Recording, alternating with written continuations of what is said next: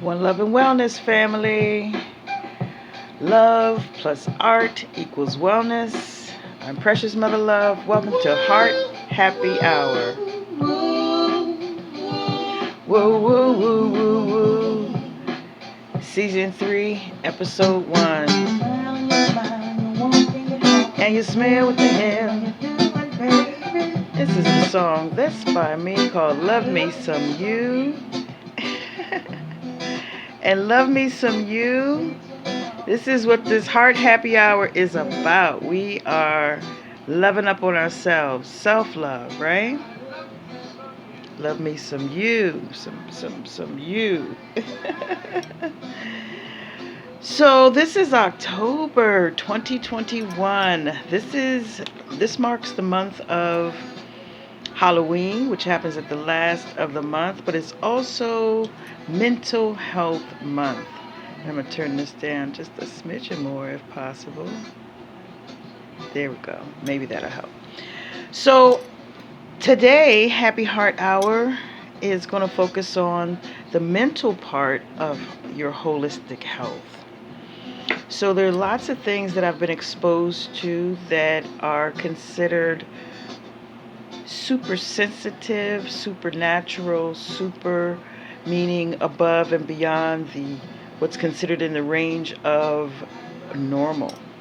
So things that are perceived in other dimensions, utilizing mind space for that. Things like that go bump in the night.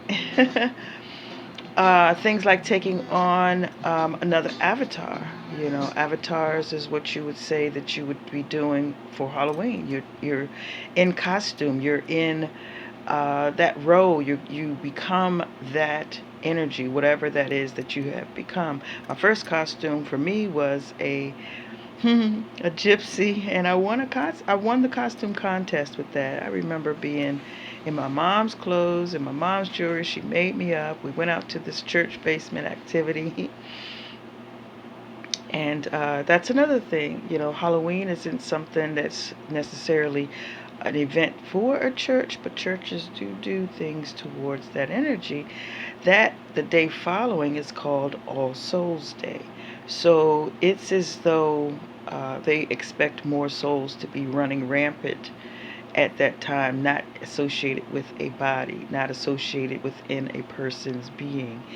And I associate the word spirit with an unhoused, it is not being housed in a body. The energy is not contained to the facility of a vessel, of being a person or a being. So your perception comes from what your mind interprets. Your brain is considered like a CPU, based on how much information that this body can hold, which includes our DNA. It takes a supercomputer. We are considered a quantum computer. We were considered the first computer. As a matter of fact, I learned recently that one of the words that were used for the hidden figures that were involved in a variety of, I don't want to say undercover, but missions that were not public to, for public knowledge, and some that later were, but these hidden figures were also called computers. The way that they were able to figure things out was relative to what you might say they had a high intelligence quotient or a high IQ. And it's the spectrum of, an average person is in the 70s, and somebody who's above normal might be in the 90s up to 100. And someone who is above 100 gets into the genius realm. I'm told that Einstein's IQ or intelligence quotient was 140. I've recently watched a program with a guy named Walter O'Brien being the main, who the person was fashioned after, who this program, this show, this series, which has several seasons, called Scorpions, is fashioned behind his high intelligence. The brain is capable of doing much more. If you've ever seen the movie Lucy, the brain is capable of doing so much more than we actually allow ourselves to utilize of that space, that drive, that hard drive, that storage capacity. They said something about 5%, 10%, 15%, whatever amount of percentage. It's a low percentage as far as the capabilities that the potential could be. It's limitless. Another program that I had watched, and that actually gave the person something to, and you saw on it where their pupils opened, and that is another way of telling. It's a telltale sign when someone is tapped in, tuned in, and turned on. Their pupils dilate.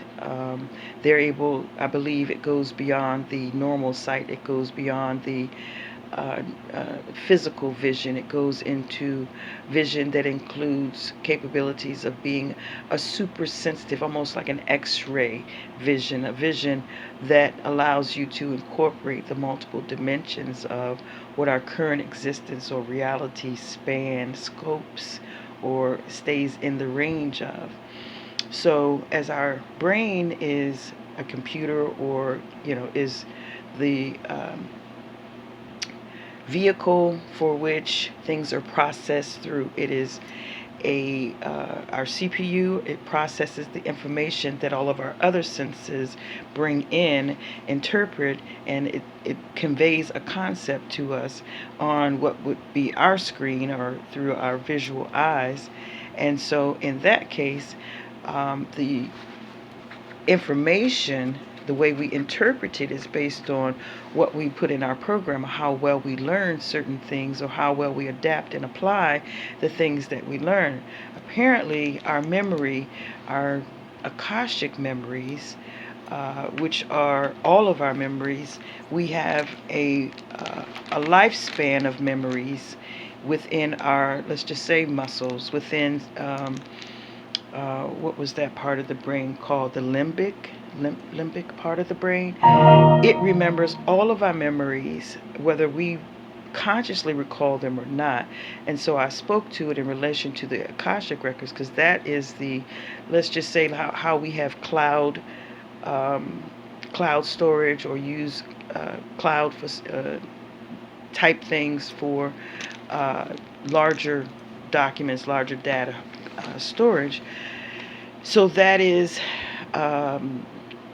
another way of saying the record, or the Lamb's book, or however you want to interpret it, the library of the universal energies of all workings and all things, sort of a God level memory capacity, because we couldn't fathom what could be on the mind of the creator of this universe, these universes, these multi-dimensioned atmospheres. I'm not capable of wrapping my mind around a word that would encompass the all, except for to say the creator of all.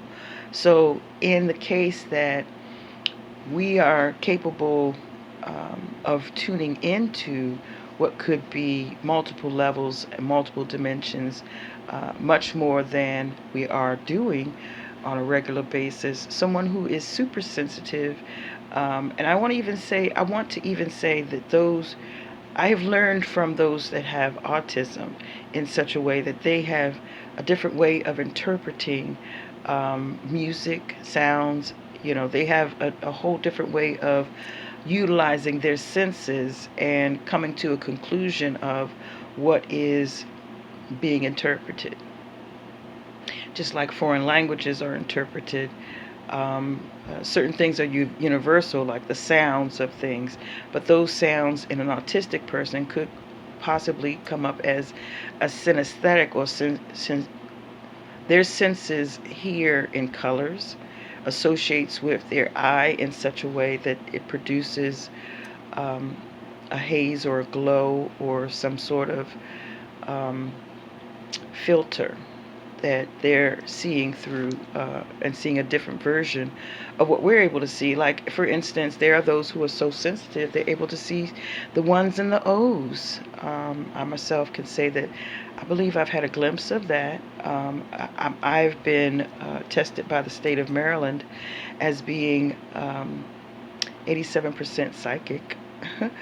And as a part of that program, um, I began to, that was like a place where I just wanted to know what the deal was, to confirm some of the things that I had been experiencing. And after confirming it with their help, participating in one of the programs that I was involved in, I was able to build upon some of the things that had been coming to me as being like an upper level sight, like in not just seeing inner but seeing outer, not just seeing outer but seeing inner, and being able to tune in or fine tune the incoming data to be able to see beyond what normal eye settings would be. I can even see, depending on, like, for instance, if I'm sitting in the sun and the sun is glaring into my eyes, if I look through my eyelashes, it looks like crystals.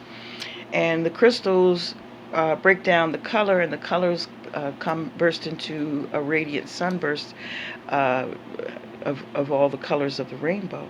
And so then I'm able to tune into, when I'm in that mode, I'm able to see the lens of the eye, see what's on the lens itself. Just, I can look in just as well as I'm able to look out at those points. And it has to do with how much light is applied. For me, so far, that's what I've learned.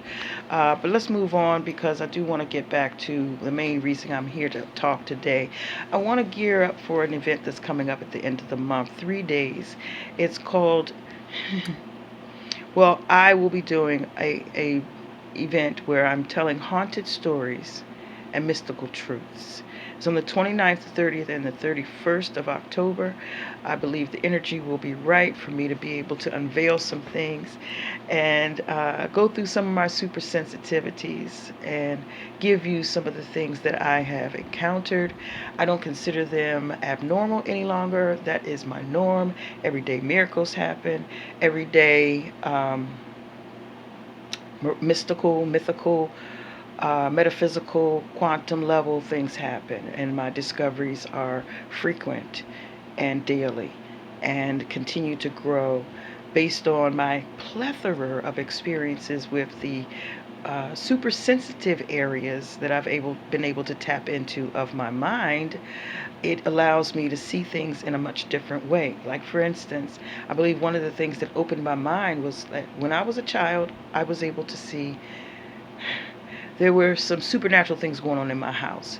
And in my family, everybody knew the name of that supernatural phenomenon. I want to say a ghost. The ghost had a name. We all knew the name of that ghost. And when certain things would happen, one of us might respond, and one in particular who actually gave us that name would say, oh, there goes this, that, and the other, whatever that person, that phenomenon energy's name is. I don't want to bust the bubble, because I will be telling a lot of details on the 29th, the 30th, and the 31st.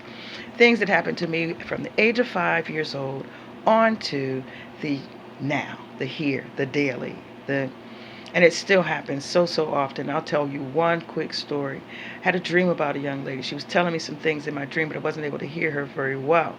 And in that case, she said, call my brother. I called her brother. Come to find out that apparently she was in the hospital. She was on her deathbed. She hasn't passed yet. This was just 2 days ago, the day before yesterday. So the dream initiated me to give them a call, and then I found all this other information, all relative to, had I not acted on giving that person a call, the information, it would have been after the fact. It would have been beyond the point of knowing what I now know because of making that call. So I just want to say, tap into those inklings, those notions, that subconscious nudge that you get, that unconscious pointing or directive that you might get. It might say stop here, it might say go there, It might say listen, or it might say call this person. It might say make this, send this email. And you're like, what in the world?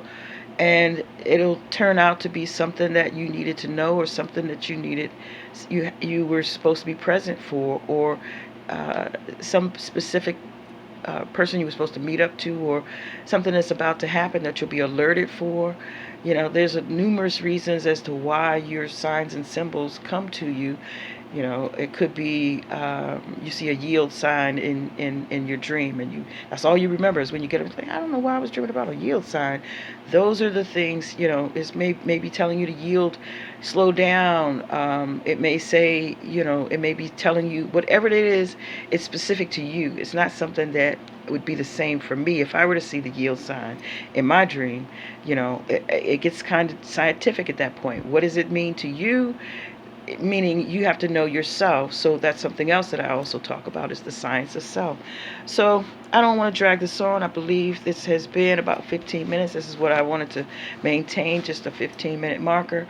But I want to let you know that I'm going to go deep. I'm going to go into the dark crevices and corners of things that I don't usually talk about, things that go bump in the night.